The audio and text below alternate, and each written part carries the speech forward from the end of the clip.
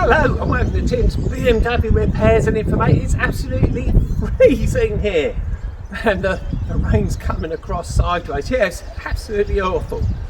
Anyway, this is all about the heating in the E64.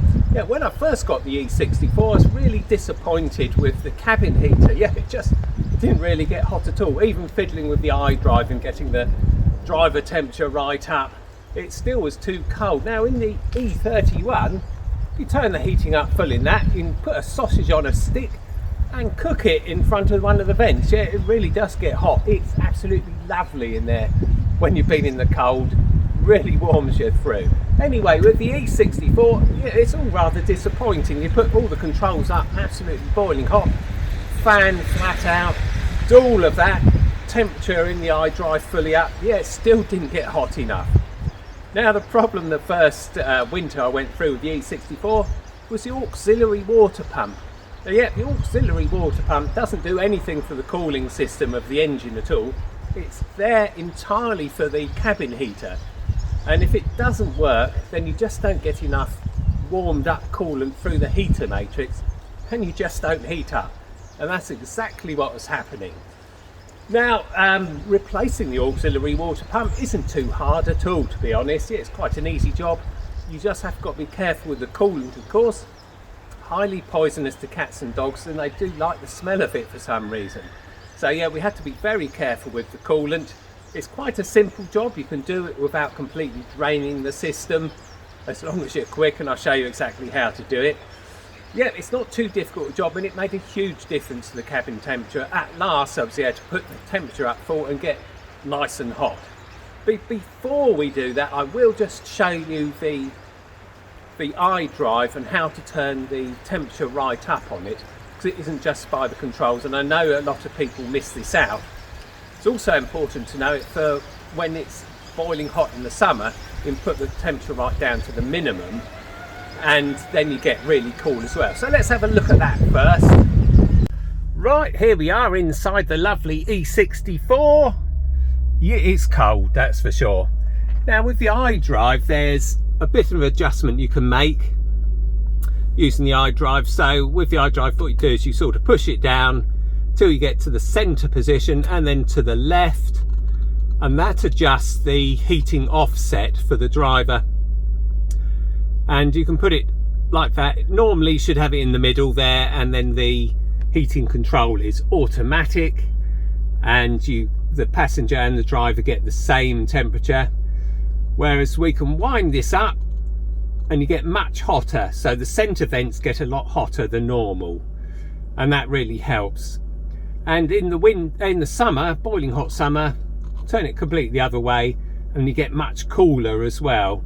And that used to be done on the E31. On the events you used to have a little thumb wheel here which would either whiz up to hot or down to cold. Well, unfortunately they got rid of that, and it's just done through the iDrive instead, which is a bit of a pain. So I mean, if we start off with the menu, you have to go climate control and then down and then select all the right bits. Yep, so that's cold, that's hot. Yeah, for the winter in the UK, I like everything as hot as I can get it. So the controls are absolutely flat out on it. There we go, fully clockwise. And as soon as we've heated up, I get the old blower going and heat myself up, because it does get cold in the UK in the winter sometimes. But there we go, that's the first thing you have to make sure of in the iDrive. So do that again from the start. Left to climate, pull the iDrive towards you, and it usually ends up around about there, and that's the windscreen blower. Well, how much air is directed to the windscreen, that's how much air is directed to your body, that's to your feet. I have them all up full. The problem is, of course, as soon as you press the auto button, I'll press that now, then it goes back to what it thinks it should be. So yeah, apart from the temperature offset. So I don't use it in auto, I used to have it out of auto, and then just use the iDrive to select what I think is better, which is full stuff everywhere, and temperature up to maximum in the winter this is, and the other side just get the most air you can through the car, and that is the hottest you're going to get it. And that's pretty hot now I've got the auxiliary water pump working.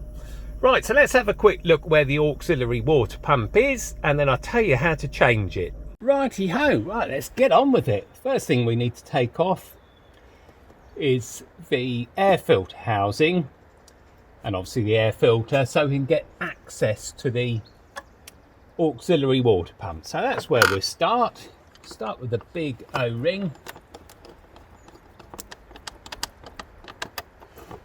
Sure it's nice and loose. Then we've got a number of clips around the periphery. Some of them a bit awkward to get to, I must admit.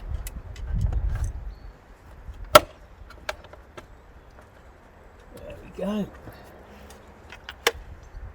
I think that's all of them. Let's just lift it up slightly, make sure nothing else is holding on, but I think we're okay there.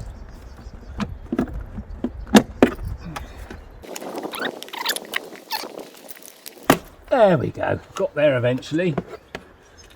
And rather than disconnect the MAF, what we do is put a cloth down. Put a cloth down over here, and we'll put that over there like that.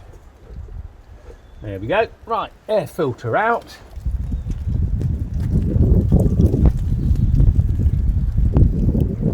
And then we've got Torx fittings, one here, one over here, and one here. 30 it is. Yeah, changed my mind, might as well use a ratchet.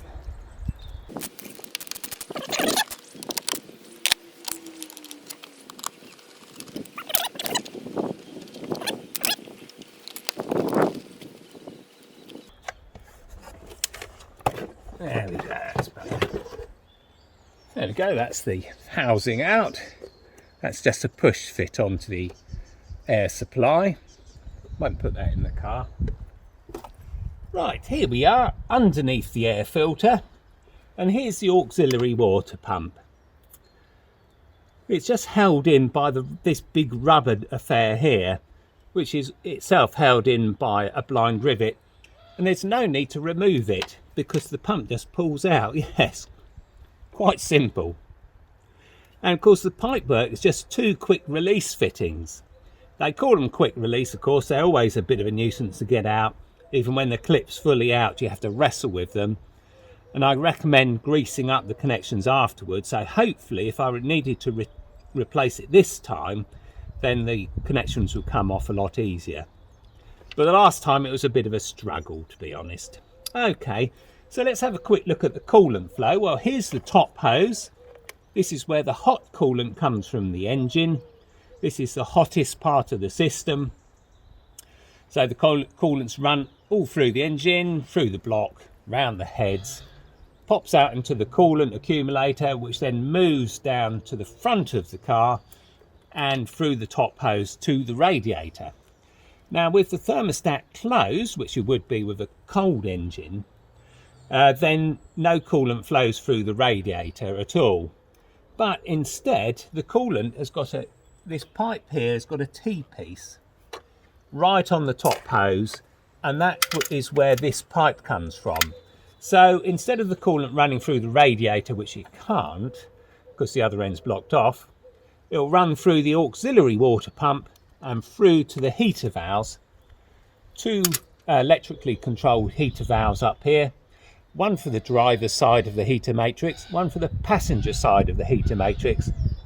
And that's been the same on all the big BMWs, E31, E32, E36, E38, E39. They've all had two heater valves to direct to each side of the heater matrix. And then the output from the heater matrix goes to the coolant accumulator, comes back to the water pump. Now, with the thermostat closed, of course, water's pumped through this system and through the heater valves and so on. But as soon as the thermostat opens, then the coolant then goes through the radiator. So this part here, its pressure reduces substantially, and without a working auxiliary water pump, then coolant goes very slowly through the heater matrix, and that means you get very little heat in the cabin. And that's the problem that I had with this 6 Series when I first had it. I just couldn't get warm in the cabin. So, replace the auxiliary water pump. Well, we've gone through the simple process of removing the air filter and its housing.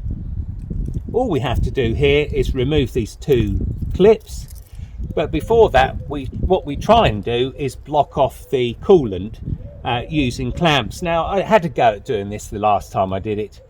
Wasn't very successful, but using these clamps you can get from Amazon or something similar, then you have much better chance of getting it right. So what we'd do is we'd clip it off here. We'd get one clamp in here to clip it off, one in through here onto here, clamp those off, put a tray underneath the car, of course. Very important to catch any coolant, because cats and dogs love the smell of it and they'll slurp it up and it will kill them, and it's a horrible death as well.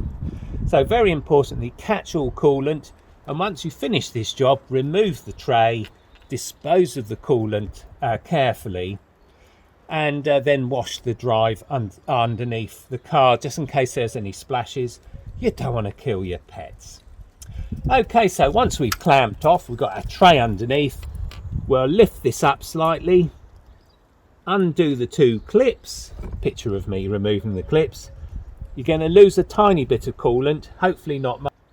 Try not to get it in the alternator, it won't like it. And yeah, out we come.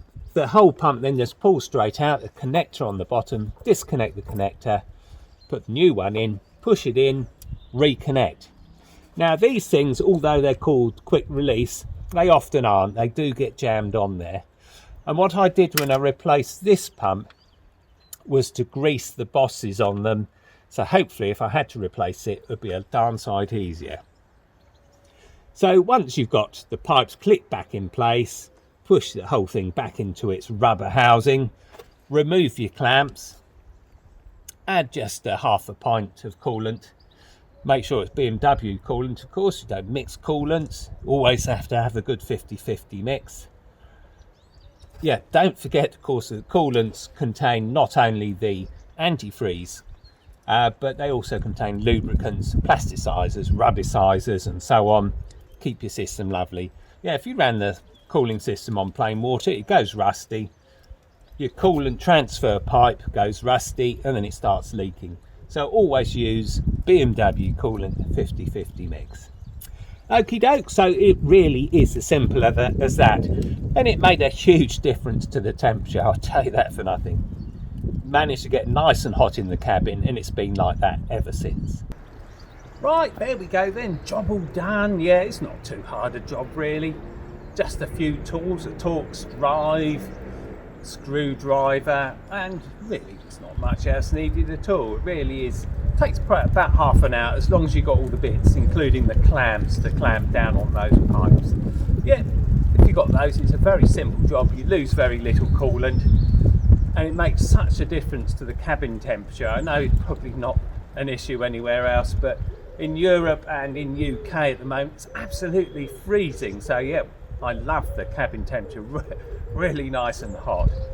And I've tidied up the engine bay as well. Yeah, a bit of squirt of, I use new stuff now.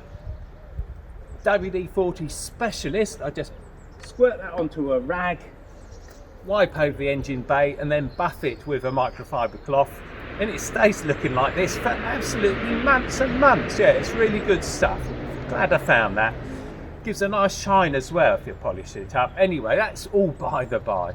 Anyway, glad to say that's all done. Another job finished. Thanks very much for watching. Thanks for subscribing. And I'll see you next time. I'm going in. It's absolutely freezing. Off we go.